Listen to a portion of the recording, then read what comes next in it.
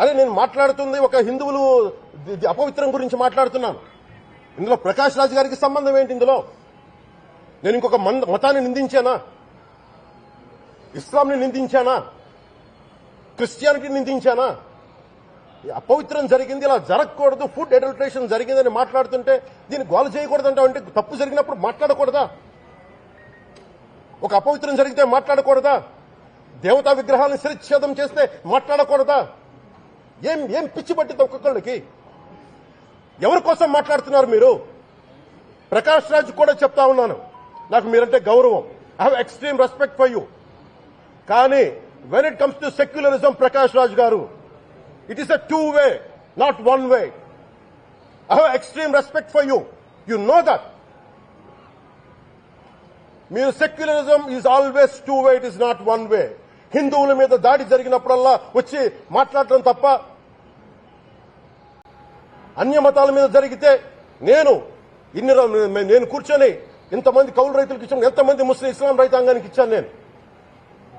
ఇదే ఎన్ని మద్రాసాలకి డబ్బులు ఇచ్చాను నేను, 25 లక్షలు 30 లక్షలు ఇచ్చాను, నేను ఇచ్చినవాడిని. నేను నాకు అన్య మతం ఇస్లాం మీద గౌరవం ఉన్నవాడిని, క్రిస్టియానిటీ మీద గౌరవం ఉన్నవాడిని. చిన్నప్పటి నుంచి కూర్చొని మిషనరీ స్కూల్లో చదువుకున్నవాడిని. నా టీచర్ చెప్పిన సూక్తి, తను తగ్గించుకున్నవాడు హెచ్చింపబడినని చెప్పి బైబుల్ సూక్తిని ప్రతిసారి కోట్ చేస్తానే ఉంటాను. ఇది నా గౌరవం, ఇది నేను చూపించే గౌరవం. మీరు మాట్లాడితే కూర్చొని నేను పాటించే ధర్మానికి అపవిత్రం జరిగినప్పుడు మాట్లాడకూడదు, మౌనంగా ఉండాలి. సెక్యులరిజంకి విఘాతం అంటే ఏంటి? సెక్యులరిజం విఘాతం? నా ఇంటి మీద దాడి జరిగినప్పుడు నేను మాట్లాడకూడదా? నా ఇల్లు 10 మందికి ఆశ్రయం ఇస్తుంది. నా సనాతన ధర్మం అన్ని ధర్మాలకి ఆశ్రయం అయితే దానికి దాడి జరిగినప్పుడు, దాని మీద అపవిత్రం జరిగినప్పుడు దానికి కూడా మాట్లాడకూడదంటే ఏం మాట్లాడాలి మీతోటి? ప్రకాష్ రాజ్ గారు, you have to learn your lessons. I respect you. It's not just Prakash Raj Garu, all the people who thinks in the name of secularism, you're going haywire. Let me tell you guys, we are extremely hurt. Don't make a mockery out of our sentiments. We are deeply, deeply hurt. It's not fun for you, maybe it might be fun for you. It is not fun for us. It's a deep anguish, deep pain. Don't you ever forget. Before you come and think 100 times and talk about Sanatana Dharma. Enough of this. చాలు.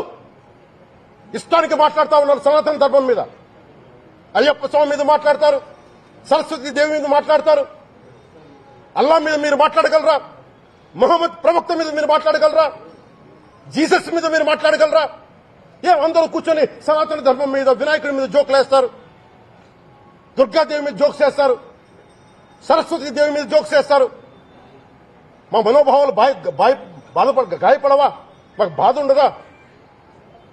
అందుకే నేను ప్రతిపాదించింది ఏంటంటే ప్రతి దానికి రావలేకపోతున్నాం.